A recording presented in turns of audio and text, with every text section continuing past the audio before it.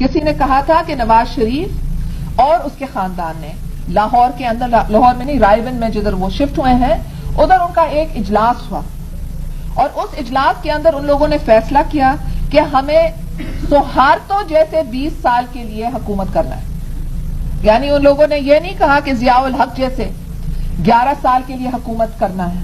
ان لوگوں نے کہا کہ ہمیں 20 سال کے لیے سہارتو جیسے حکومت کرنی ہے. اور آپ لوگ جانتے ہیں کہ سیاست کے اندر سہارتو کے پورے خاندان نے جو اکانومی کے کمانڈنگ ہائٹس تھے وہ پورا قابو کر لیے تھے. تو ان کا مقصد تھا کہ ہم 20 سال کے لیے پولیٹیکل پاور چاہتے ہیں اور ہم فائنینشل پاور چاہتے ہیں. اور ان لوگوں نے کہا کہ ہمیں خطرہ 5 طریقے سے ہو سکتا ہے.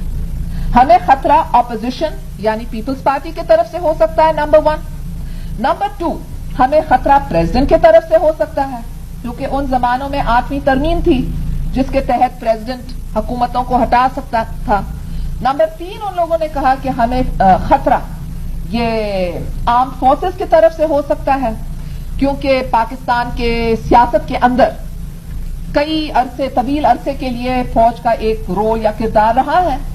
4، ان لوگوں نے کہا کہ ہمیں خطرہ عدلیہ سے ہو سکتا ہے. 5واں، ان لوگوں نے کہا کہ ہمیں خطرہ پریس کی طرف سے ہو سکتا ہے.